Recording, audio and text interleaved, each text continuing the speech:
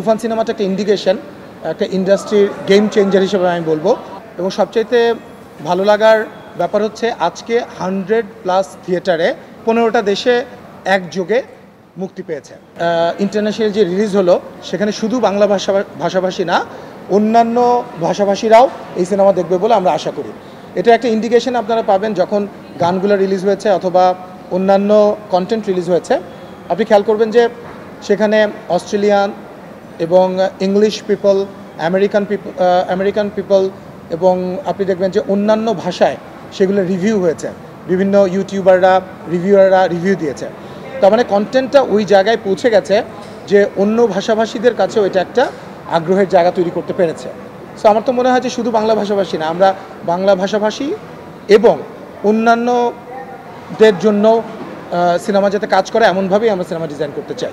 আজকে থেকে আমরা পৃথিবীর বিভিন্ন দেশে রিলিজ হচ্ছে, এর মধ্যে United states of America, across United states of America প্রায় 22টি হলে, এবং কানাডাতে, মানে নর্থ আমেরিকায় যদি আমরা বলি তাহলে কানাডাতে হচ্ছে 4টা হলে।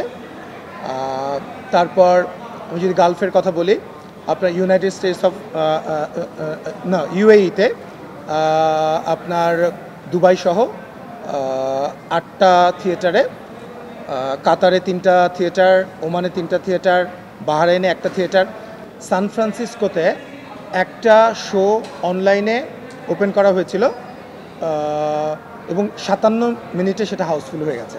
নগদের কাছে সব গ্রাহকই প্রিয়, তাই তো সারা দেশে ক্যাশ আউট চার্জ সবচেয়ে কম। অস্ট্রেলিয়ার খবরটা তো আরও দারুণ। আপনার 36টা শো লঞ্চ করা হয়েছে, আজকে তো প্রথম দিন।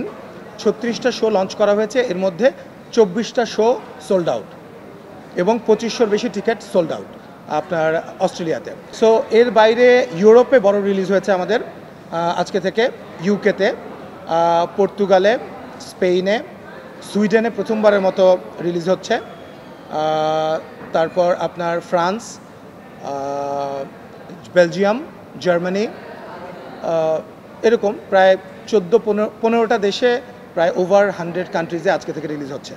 অফকোর্স তুফান 2 আমিও অ্যাজ অ্যান অডিয়েন্স আমিও মনে করি যে তুফান 2 আসা উচিত, কিন্তু তুফান 2 কবে আসবে, তুফান 2-র আগে হয়তো অন্য কোনো বড় একটা নিউজ আপনারা পেয়ে যেতে পারেন, তারপর হয়তো তুফান 2 হতে পারে, অথবা তুফান 2 এরপরে আসতে পারে।